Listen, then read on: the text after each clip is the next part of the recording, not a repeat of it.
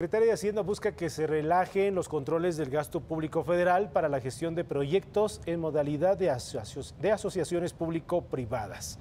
Para hablar sobre este tema, está aquí en el estudio Mariana Campos, coordinadora del Programa de Gasto Público y Rendición de Cuentas de México Evalúa. Bienvenida, Mariana. ¿Qué tal, Héctor? ¿Cómo estás? Muy bien, Héctor. Buenas tardes. Buenas tardes. Háblanos sobre este tema. ¿Cómo está eso? Así es, fíjate que en los meses anteriores hubo una discusión en el Congreso, dado que la Secretaría de Hacienda solicitó una reforma a la Ley de Asociaciones Público-Privadas. ¿Qué significa esto? Bueno, el esquema de asociación público-privada es un esquema financiero para que puedan los privados participar en el desarrollo de la infraestructura pública del país. Y lo que la Secretaría de Hacienda solicitó es que ahora sea ella, junto con las dependencias, quien aprueben los proyectos y el gasto que se va a erogar en estos proyectos en sustitución de lo que venía haciendo el Congreso. Pues nos parece que es una solicitud para que se relaje el proceso de aprobación.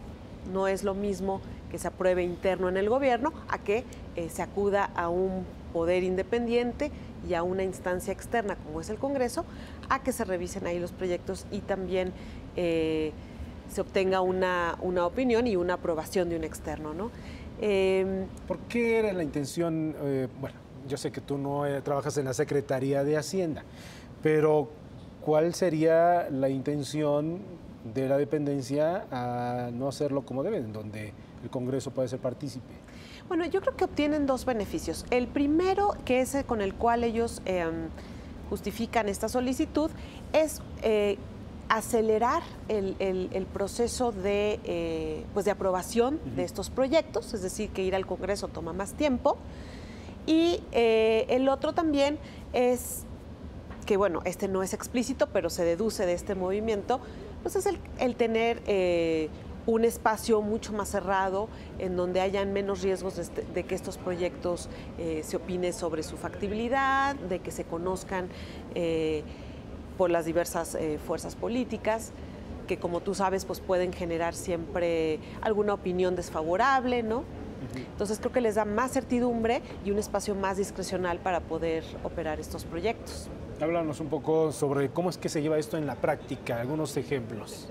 Bueno, mira, este tipo de proyectos me parece que recientemente se aprobó también internamente en el Poder Ejecutivo un proyecto así, el Escuelas al 100. Es un proyecto que actualmente se está financiando con recursos del sector privado que se obtuvieron en la Bolsa Mexicana de Valores bajo un esquema de asociación público-privada y que por el momento no se están utilizando recursos públicos, pero eventualmente habrá que pagar estos recursos a los privados y se está garantizando con el impuesto, con los recursos que provienen del Fondo FAM, el Fondo de Aportaciones Municipal. Entonces, ese es un ejemplo de proyecto y es un proyecto que anda alrededor de los 30,000 millones de pesos. 30,000 millones de pesos. Así es, son proyectos grandes. Sí. Entonces, pues a nosotros nos parece que, dado que esta ley ya se aprobó y se relajaron los controles de aprobación, pues será importante que los medios y las organizaciones civiles estemos pendientes de qué proyectos se van a hacer bajo este esquema, cuáles son las condiciones de factibilidad de los proyectos, es decir, cuentan con la factibilidad ambiental, legal para llevarse a cabo, cómo están los recursos erogándose. ¿Sí? Entonces habrá que hacer mayor énfasis en ser un contrapeso con estos proyectos. Y otra de las lecciones que aprendemos con esto es que al mismo tiempo que queremos forjar un sistema nacional anticorrupción y fortalecer los controles del Estado y de la rendición de cuentas, al mismo tiempo también hay fuerzas en el país que buscan que esos controles pues se encuentran relajados en algunas áreas de operación de los asuntos públicos. Y mientras estos temas que, pues si bien son complicados de entender, permanezcan ahí encerrados sin que nadie se ocupe de ellos, ¿no? Pues mucho más fácil que esto pueda pasar desapercibido y que, ya sea por buenas intenciones o por malas, pues nadie se puede enterar. Así es, tenemos que por eso hacer mucho énfasis en este tipo de proyectos y utilizar todos los medios que hayan a nuestro alcance, aquellos que estemos interesados en exigir rendición de cuentas. Transparencia, combate a la corrupción. Así es. Hay que recordar también que esto también se vuelve importante porque la Auditoría Superior de la Federación, año con año, en sus auditorías y en los resultados de sus auditorías, nos comparte que hay muchos vicios en la elaboración y desarrollo de los proyectos de infraestructura en México. Lamentablemente, la planeación de estos proyectos es deficiente.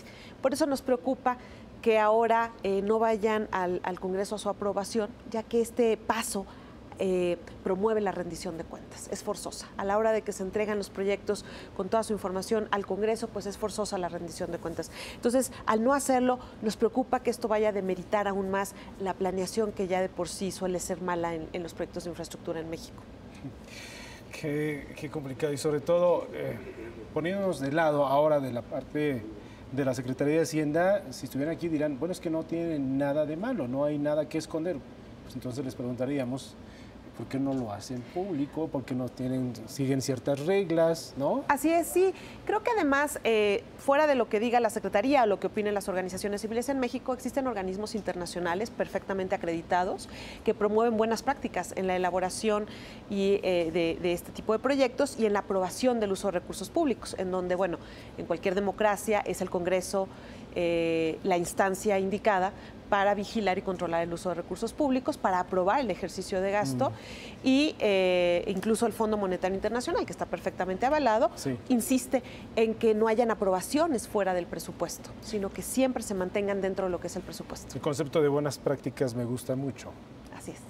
Lo que está haciendo Hacienda con esto que nos estás trayendo a la mesa no son buenas prácticas. No son buenas prácticas. Eso quiere decir que no necesariamente va a salir algo mal, pero que no se está haciendo lo mejor para que salga Entendido. bien. Entendido. Mariana, ¿dónde se puede consultar? ¿Dónde se puede informar más de lo que nos estás platicando? Estamos en www.mexicoevalúa.org. Nos pueden también seguir en el Twitter, en @mexevalúa y en @mariana_c_v.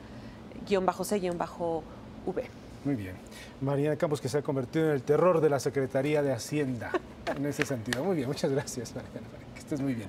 Hasta la próxima.